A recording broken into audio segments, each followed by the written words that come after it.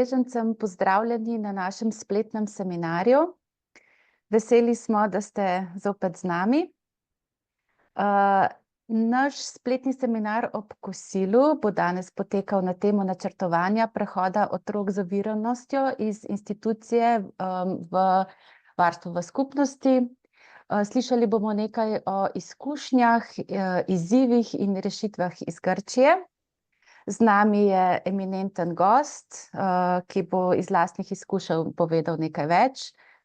Lepo vabljeni tudi na vse spletne seminarje.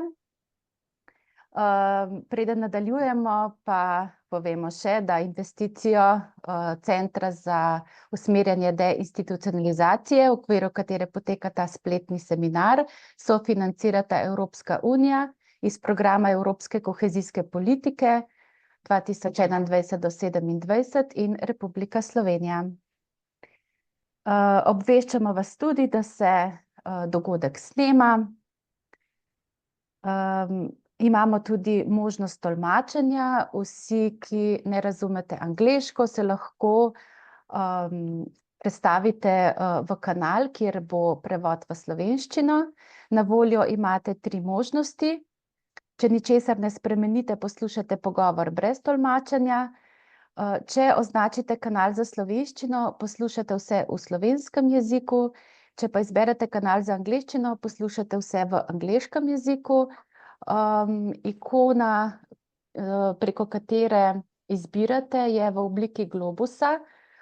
Včasih se morate premakniti na opcijo More ali več, da se vam ta možnost pokaže. Sedaj pa bom v angleščini povedala še nekaj več o našem gostu. We are truly honored to welcome Dr. George Nikolaidis to today's webinar. Dr. Nikolaidis is an exceptional expert whose work has made a profound impact on child protection, public mental health, and the rights of vulnerable groups.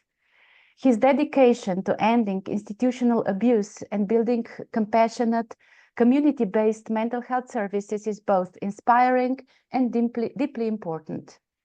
It is a great privilege to have him with us today, and we look forward to learning from his vast experience and insights. He holds a PhD in epidemiology and 2 master's degrees from UK universities, one in the philosophy of intellectual disability and the other in psychoanalytic studies. He worked for many years with children who have experienced abuse or neglect, helping to build community services that support their recovery. He played a key role in closing institutions like Lehena in Greece, where he fought to end the use of restraints and isolation on children. Currently leads the Department of Mental Health and Social Welfare at Greece Institute of Child Health and coordinates 2 community mental health centers. He also represents Greece at the World Health Organization on child abuse issues and chairs the Council of Europe's Lanzarote Committee. So welcome. We are so pleased to have you, and we are very open for your insights. Please. Thank you very much. Thank you for your kind invitation, your initiative in overall, and your kind words in introducing me. Just one small correction. I'm currently a member of the Bureau of the Lanzarote Committee. I used to chair the committee, but now we change roles since we have terms in those posts. So thank you very much. Thank you for the selection of the topic, which is the overall efforts for deinstitutionalizing services, especially for children with disabilities that live under care. I would therefore would like to share with you a little bit of what I have learned in trying to deinstitutionalize services in Greece for the same vulnerable group of children. So first of all, just to put a wider framework, let me, in a few minutes, say a few things about our pre-existing knowledge about children in institutions, and especially children with disability in institutional care. Initially, institutions were the main instruments for providing care for children who had to be removed from their biological families. Gradually, in the post-war decades, a number of big issues were made known in several institutions in Romania, Portugal, Ireland, Turkey, and more countries. And gradually, there was a knowledge built that institutions were a harmful place for children. And this has been verified in a number of occasions, initially in the old-fashioned asylum-like institutions, especially in institutions of one sex or of correctional character for children. But gradually, we understood that this applies to all and every institution that there is. And of course, children with disability, persons in disability, are in a more vulnerable situation within the institutional framework. Now we know that a good estimate is that most of the allegations or reports of violations of rights of persons with disability in the institutional sector will go undetected and unnoticed. And less than 1% of those allegations will end up in juridical authorities.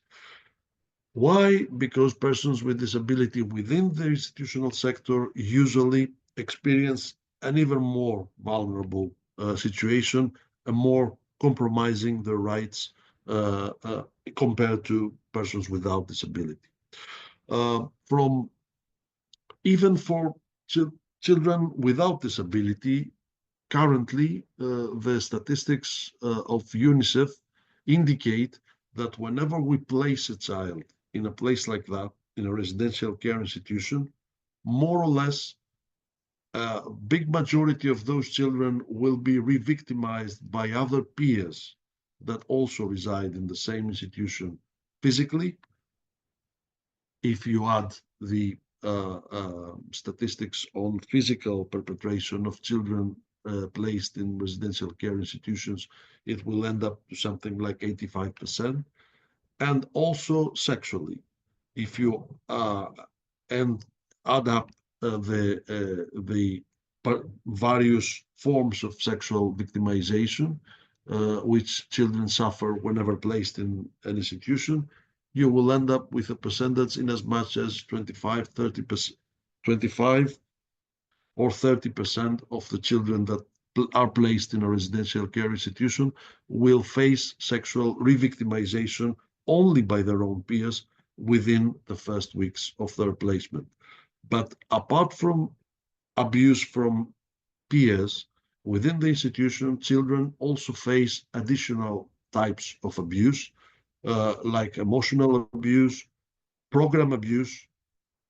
That is, in institutions, usually there is a schedule of activities that in certain cases violates fundamental rights of children for in several aspects of their rights, but also are subject to victimization by adults, by personnel, by people with authority in institutions. And there's also what is called the system abuse, which is a wider concept, especially for younger children that are placed in institutions, because currently we know that a child, whenever placed in an institution in an early age, this will cause several damage to its psychological development, and we will see in a minute a little bit more about that. Several research groups on various research projects throughout the last 80 years now have documented a number of psychosocial implications of placing children to institutions. The first one, and probably the most known, is Bowlby and its primary research on attachment of children living in institutions 70, 80 years from now. But after that, there has been various evidence generated by research groups all over the world that institutional placement of children causes what is called disinhibited attachment, a pathological way of attaching to other people, speech disorders, quasi-autistic syndromes like continuous movements like rocking of children, that is quite frequent in institutional settings, even in children without autistic spectrum disorders, but also behavioral disorders, anxiety and mood disorders, personality disorders as those children grow up into adulthood, but also increased levels of juvenile delinquency and troubles with the law, difficulties in interpersonal relationship, educational failures, loss of school years, lower school marks, and higher rates of truancy. This has been documented in various places in the world, in different institutional settings, traditional, more modern ones, secular, religious, state, private run. So for not staying into each one of these individual studies, nowadays we know that these more or less are inflicted to children residing in all and every institutions. So there is no safe institution for children around the world. More recently, Newsweek came up with this very impressive figure by a research that was published in the medical scientific press that documented the fact that infants and toddlers, children under 3, under 5 years old that are placed and live in residential care institutions have substantial deficits in their brain development.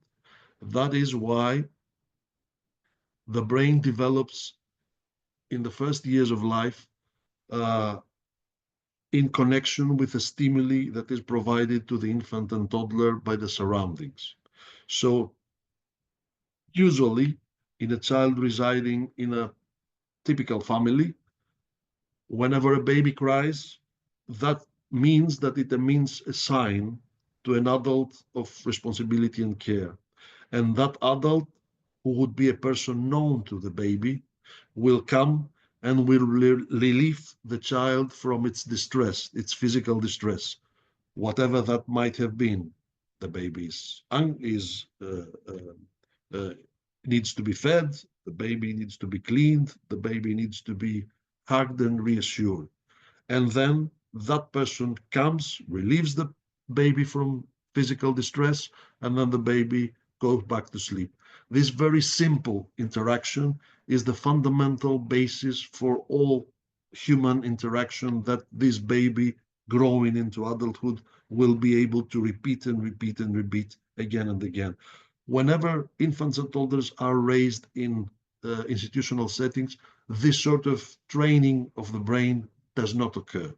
And therefore, you can trace the deficits even in MRI scanning years after the discharge of these children from institution.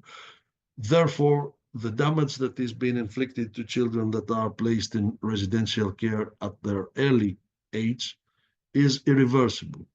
It does not go back to normal after the discharge of children.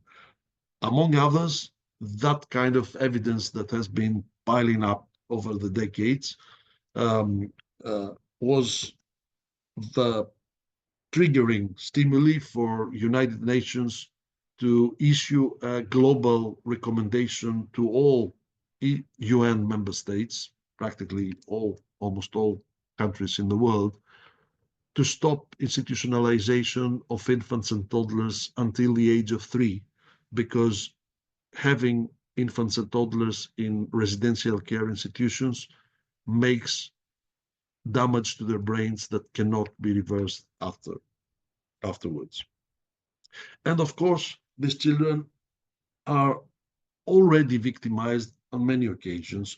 So you have poly-victimized children that were victimized before being placed in institutions, re-victimized in institutions, and also whenever discharged, those children have higher rates of further re-victimizations. So children under care, whenever they go through the institutional sector, they are caught up in a vicious circle that repeats again and again the victimization for these vulnerable children.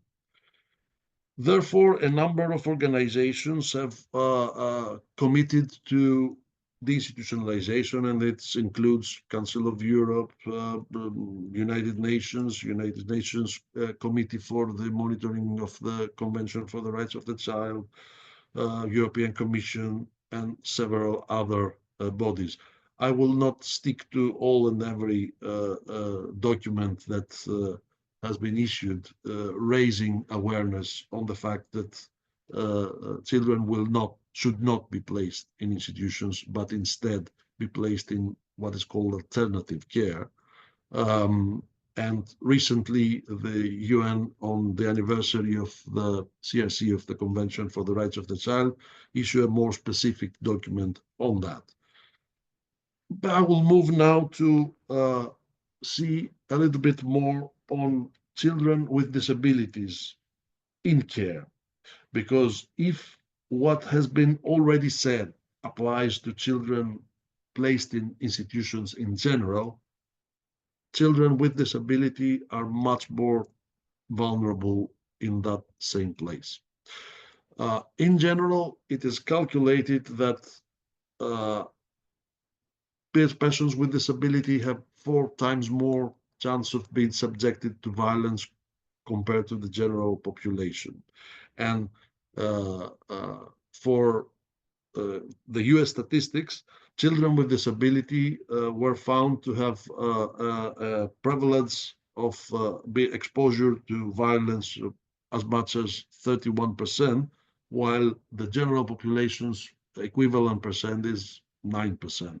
That is to say that you have more than 3 times the rate of the children without disability, for children with disability. In another study, the the odds ratio between children with disability and children without disability for being perpetrated was calculated in as much as 1 to 10, so that children with disability have 10 times more the rate of perpetration compared to children without disability. And of course, female children with disability have much more frequent rates, especially for sexual victimization. In 99% of cases of perpetration of children with disability, perpetrators are within the circle of trust of the child. That is to say, are parents, caregivers, professionals that are in contact with the child due to their professional capacity. And of course, for that, institutions provide the perfect ground for perpetrators to approach and find the appropriate time and place for perpetrating children with disability. Further to that, because of the nature of the disability, especially for children with either mental disability or sensory disabilities, it is very difficult for those children to communicate their perpetration, their violation of their rights. And even if they do so, it has been documented that it's very difficult for us to hear them, to acknowledge what they tell us, that their rights were perpetrated, they're violated.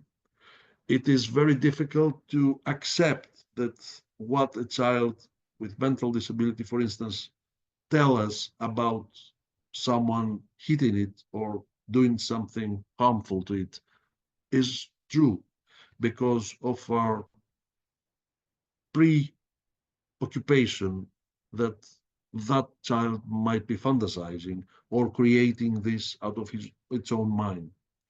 It's very difficult for us also to understand and acknowledge that bodily signs might be indeed signs of violent perpetration by a third party and not the result of hyperactivity of a child with some other type of disability.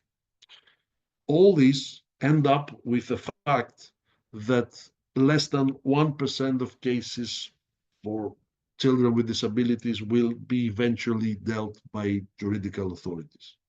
So the vast majority of hints, allegations, and reports of perpetration of children with disabilities will stay somewhere, will be lost in translation, somewhere in the network of involved professionals. They will just get lost and be left outside the scope of juridical competent authorities for investigating them. Several other studies have documented the same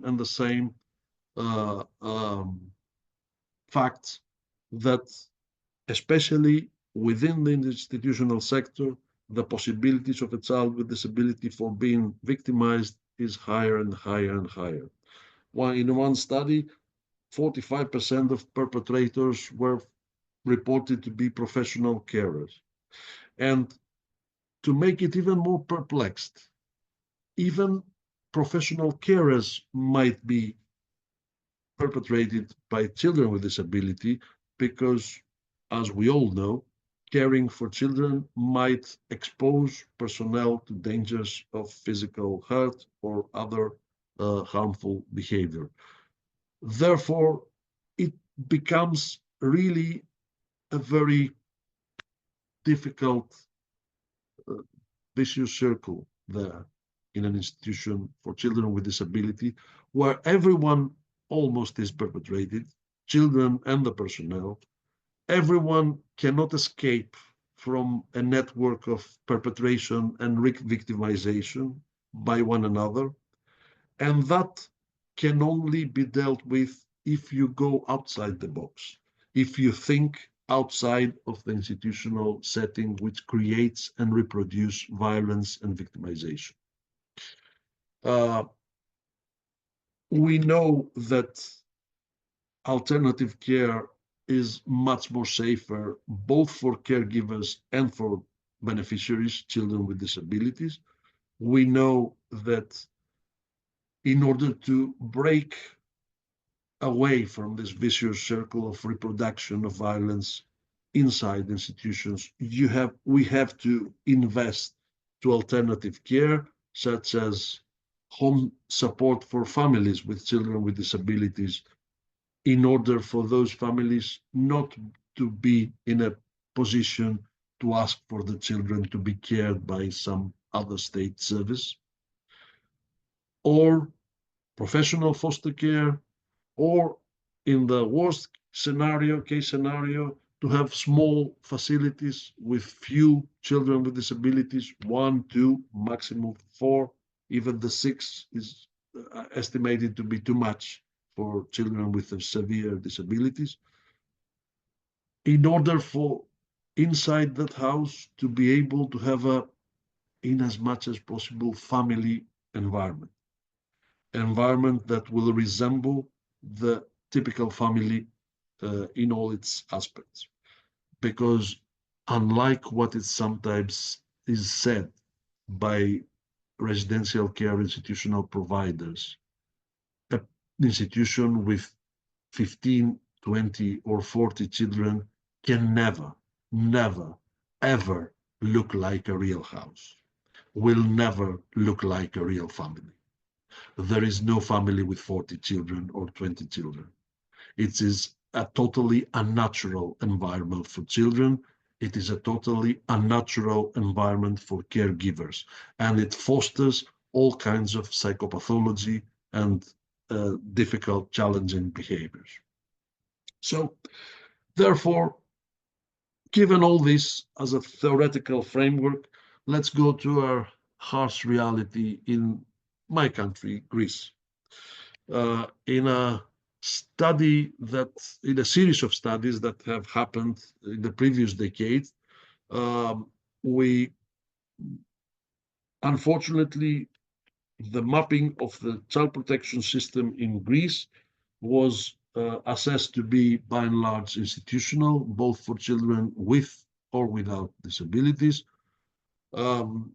It is a sector that has a very low rate of family reunification with biological families, both for children with and without disabilities, with very poor quality of services providing, especially for children with disabilities placed in institutional care.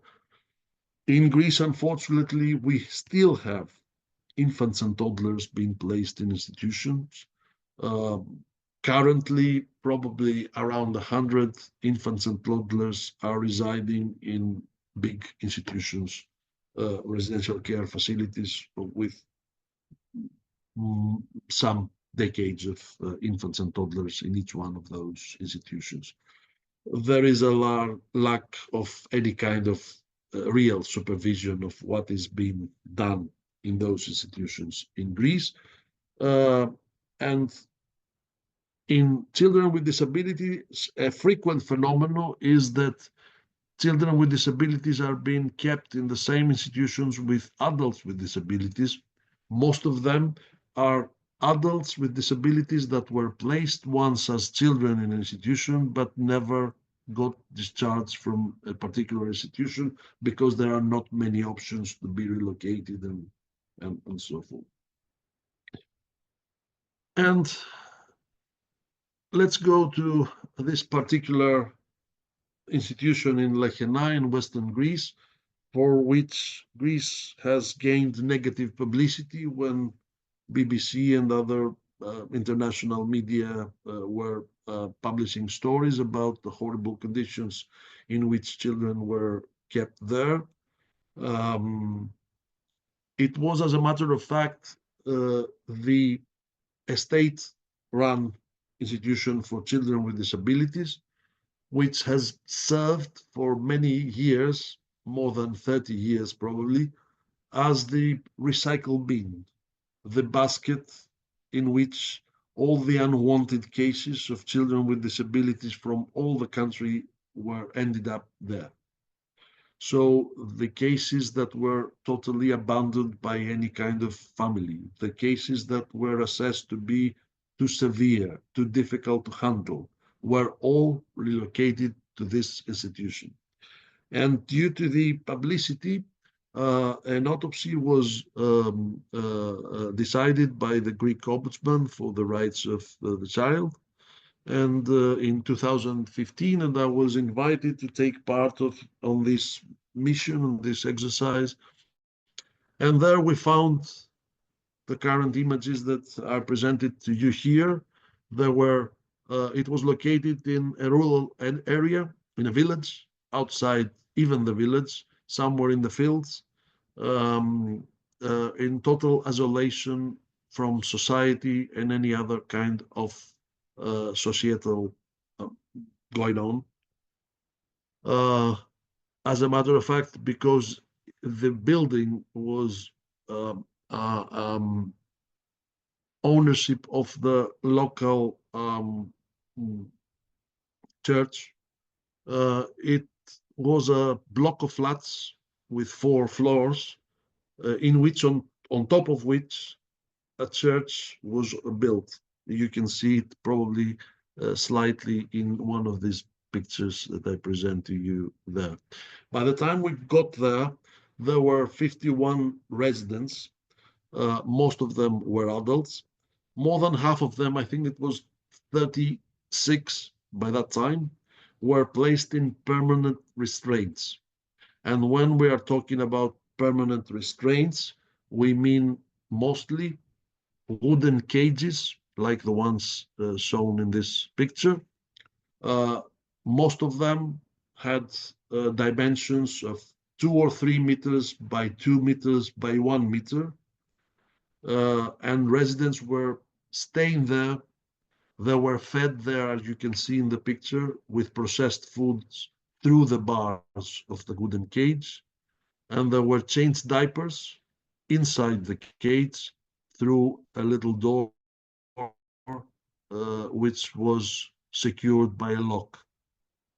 We found a person that spent 22 consequent years in a wooden cage like that without being let out, not even a minute. And many of the diagnoses or the recommendations for the restraints were 5 or 10 years before we got there and never been reassessed for reasons that in some occasions were outrageously trivial. We found, for instance, one girl with Down syndrome being placed in a cage in permanent restraints, also been prescribed antipsychotic medication, for which the medical order for doing both the restraints and the medication was prescribed 5 years ago. And the reason was that this girl had some skin infection and she was scratching her skin all the time. And for this reason, 5 years ago, she was given medication, sedative medication, antipsychotic medication, and she was placed in a cage and never got out of those 5 years after. Although this skin issue probably was dealt with within a couple of weeks. So it was a totally lawless land. It was a total a land of pure violation of all kinds of human rights for these children and adults with disabilities. There were 58 people constituted the permanent personnel, but most of them were totally unskilled. There were very few people that have even completed high school, and even fewer having some sort of university or college degree.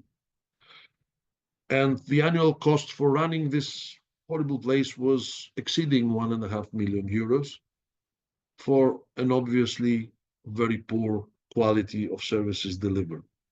Now, first of all, we decided to depart on a journey for having an intervention, and we began by collecting data in order to document why intervention was necessary. And one of the first and most horrifying data that we collected there was the number of deaths that were done in the previous 5 years. You can see in the slide, in the upper part of the slide. And because discharges in this institution meant discharges due to death, one finding that was shocking was that the biggest majority of discharges/deaths that occurred in the last 5 years in this institution were due to respiratory failure. And respiratory failure, of course, did not happen accidentally, but was in virtue of the feeding practices that you can see here. For several of these children or adults with disabilities, they were feeding those people with processed food while the beneficiaries were laying down or half laid down. And due to that, they were practically choked by their own food. And this created multiple instances of infections of the lungs, resulting after 5, 6, 7 times of pneumonias due to those feeding practices, to respiratory failure. So practically, this place was not just an institution in which rights were violated, it was a death row for these poor residents. And you can see that the majority of children were restrained, and also that the restraints were sustainable all over the age groups. We also have documented that in most of these children or adults, there were family members, but due to the distance, because this institution was placed in the middle of nowhere, in the middle of fields outside a village in Western Greece, and their families were on some occasions from Athens, the capital of Greece, or from eastern parts of Greece or from an island, they technically had severe difficulties in coming to see their relatives. So practically placing those children there created an obstacle for having any kind of meaningful relation with the family. While, despite what the managers of the institution initially claimed, we documented that at least for half of these residents, there were families, and the families were indeed interested in having contact and communication with their children. And here you can see that there were, again, the documentation of the continuous interest by family members, which was expressed in frequency of visitation in the last year by family members. And with these kind of elements, we try to convince the authoritative ministry to allow us to enact an intervention, which was kindly funded, supported, and supervised by a UK charity fund that is called Lumos. And for also strengthening our appeal to the government, because that was a governmental institution, to allow us to enact the intervention, we had also to document the hard treatment, the abusive treatment in which the beneficiaries were dealt with regularly in that institution. You can see, for instance, in the picture in which you can see an adolescent girl tied in her hands behind in the cage. That was a child with a metabolic syndrome that made her bones quite fragile. And at some occasion in her childhood, her head felt on its legs and caused a fracture of one of her legs. It was taken to a state-run hospital, and when the case was reported to the prosecutor, who ran an investigation on negligent care of this child. After this incident, when the child had returned to the institution decided to tie her permanently with her arms behind in order for her head not to be able to fall in her own feet. So you can see here that the institutional system has such a gravity field that even positive interventions can end up with negative results if they have no continuity. And you can see also abusive treatment in other residents in which there were permanent restraints in terms of belts with which both arms and legs were permanently tied. And of course, it was a total lack of any kind of meaningful stimulation for these children and adults. They had to spend their own times just being there. The whole system was configured to treat those children as they were objects, not human beings, not subjects. And therefore, we began with this intervention in collaboration with Lumos, and we applied for permission, and we made a plan initially for re-diagnosing all individual cases, for making an intermediate program of immediate relief of these beneficiaries from restraints. So a program in order to take them out of the cages and the belts and the restraints and try to assist their transition to free movement and the state of affairs that should have been before the restraining practices. And after that, to be able to design an operational plan for a total reform of an institution. So initially a snapshot, a photograph of a mapping of what exists, an intervention program for relieving people from restraints, and the production, the generation of a comprehensive DI reform operational plan. That was what we promised, and that was what we delivered. We began gradually working with residents, trying to, with a small team that we recruited, much smaller than the personnel of the institution, as a matter of fact, but dedicated to the cause of deinstitutionalization.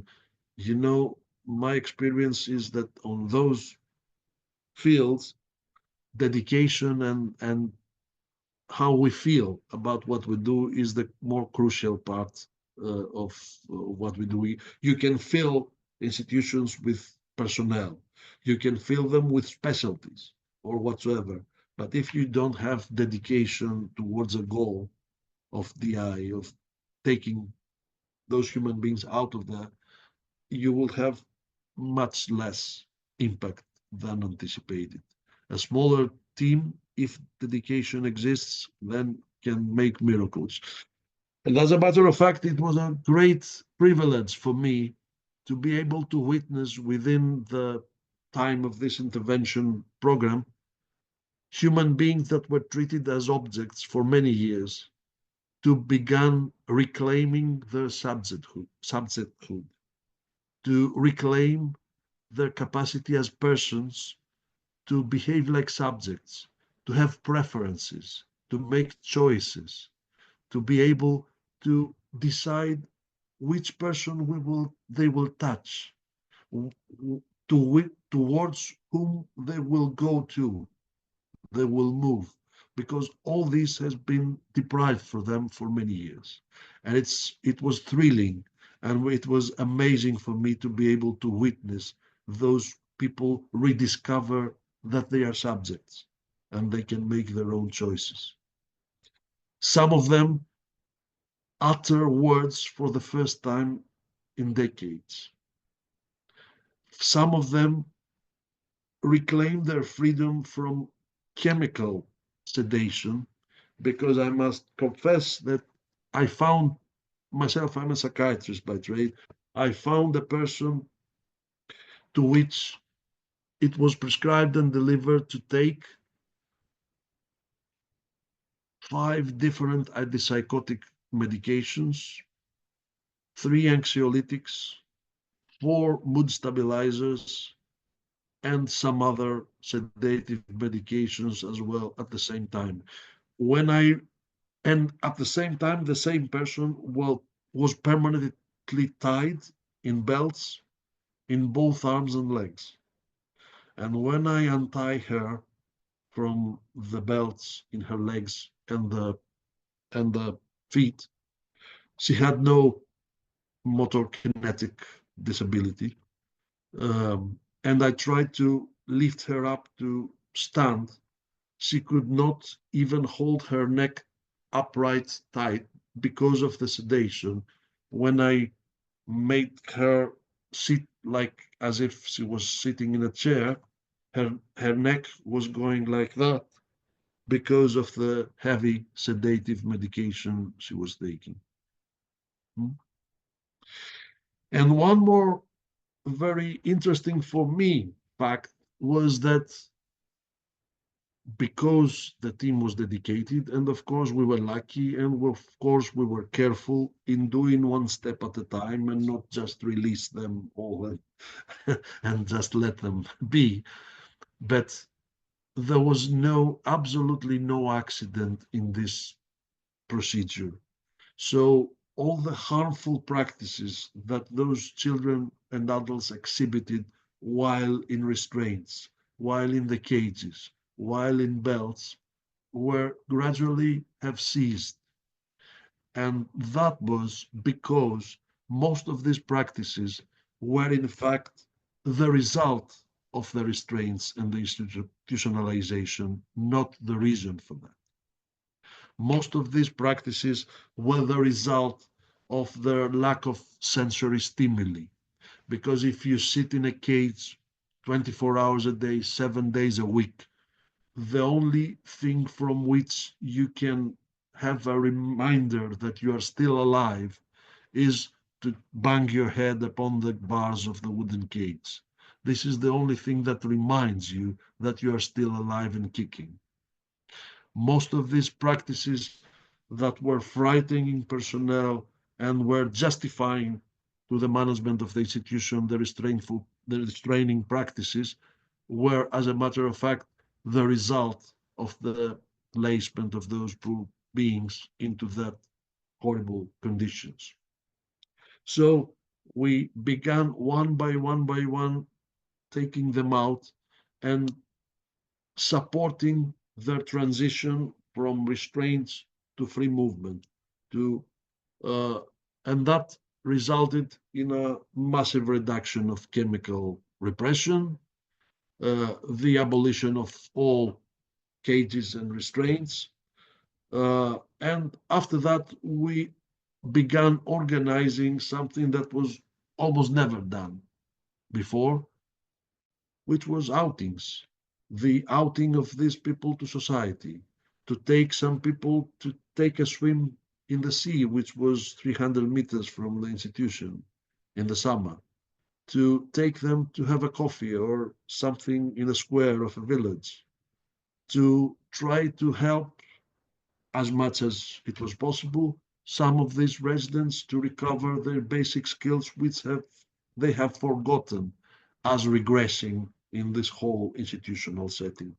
Because one thing that I want to give you as a message is that when you go to an institution for children with disabilities like that, the reality is not what you see. What you see is the creation of institutional placement. The reality is something you have to discover by seeing the potential in human beings currently being placed in such horrible conditions. And after that, you can see the change was imminent. You see this girl that was all the time tied with her hands behind in the wooden cage. After the intervention, she was happily enjoying her sitting in a relaxed way. And for some of them, the abolition of belts was a real freedom that was given to them. And people, beneficiaries, children, and adults with disabilities began to be able to enjoy little pleasures of life and also to ask for things, also to make choices, to somehow indicate what they would prefer over something else. And they started a joint interaction. We were very happy to see that some of them preferred the company of some particular others, and somehow they built connections, even in this very dry environment for such human interaction.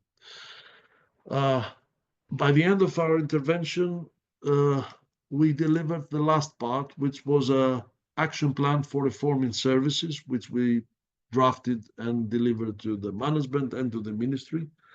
And we also, due to extensive lobbying that we have done, we have secured funding quite sufficient, more than in overall 15 million euros for a long period, which would be sufficient to support the transition from the one model to the other, from the institutional model to small group homes or other professional foster placement, nearby their biological families, not all together in that village in the Western Greece area that were located, but wherever their biological families were residing, in order to facilitate the frequent communication of these children with their families, and also to train the new personnel in order to be able to do their job totally differently. Before our intervention, the way the job was conceptualized by several people of the personnel And I'm not blaming here nobody, because they were poor people, uneducated. They found a job in some rural area. They were told that this was their job, and they did what they were told. I don't expect them to somehow have discovered the DI or the potential of improvement in disability and so forth.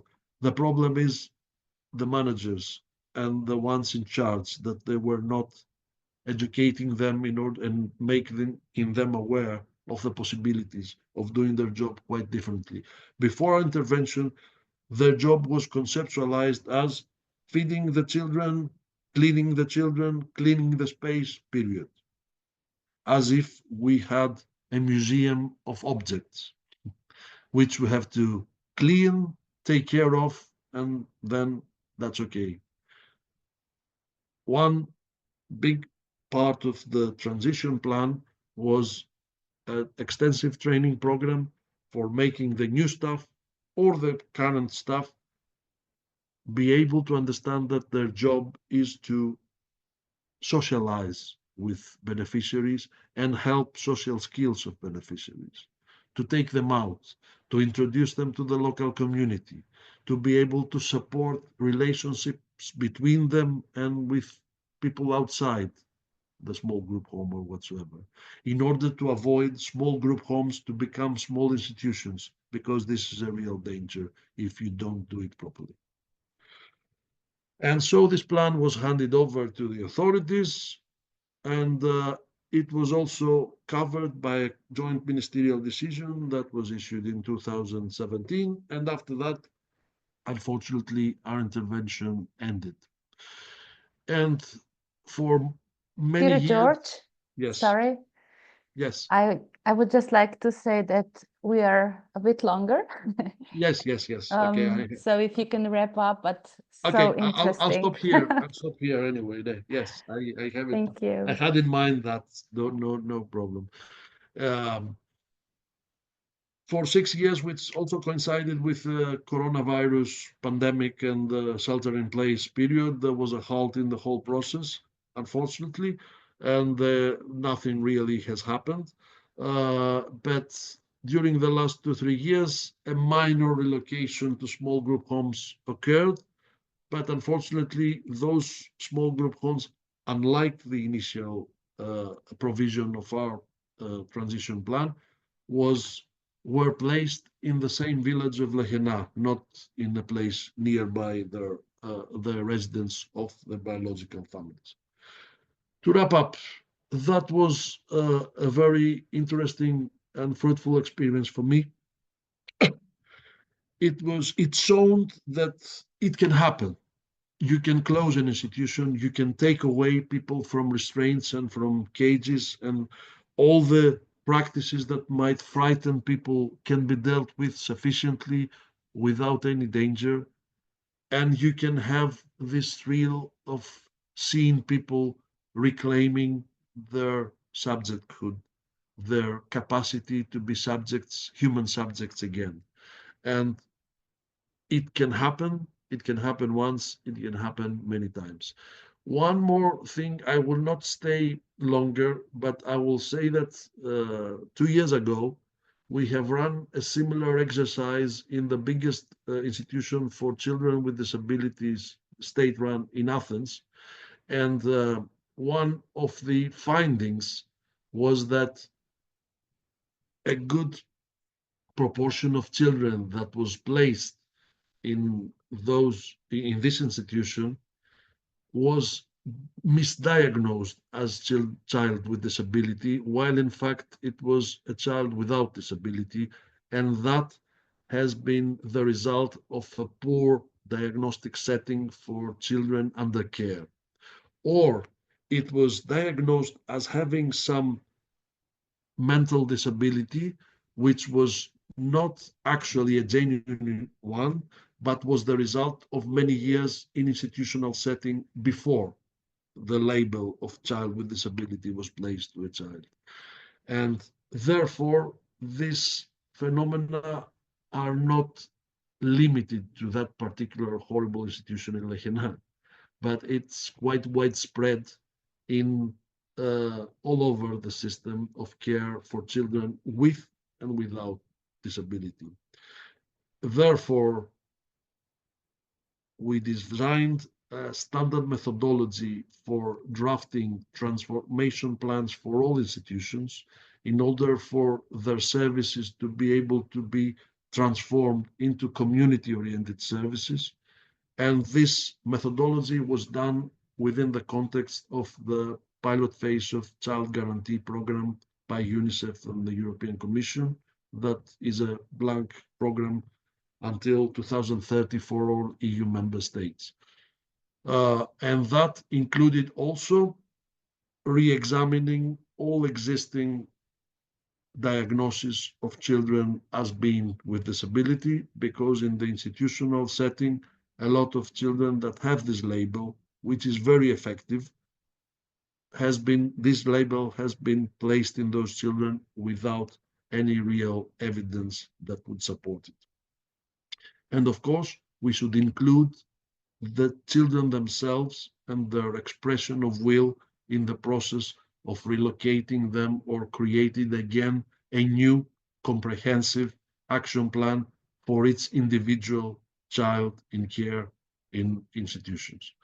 That would be more or less my contribution. I will leave it here, and I would say that we all have a part to play in order to enhance the capacity of these children to thrive. The governments should take a firm step towards the eye, and the child protection stakeholders should support this movement without returning to old-fashioned practices. And the international stakeholders and European institutions should continue to put pressure on domestic agents and provide guidance and recommendations towards a more humane and real effective treatment of children with disabilities. Thank you very much.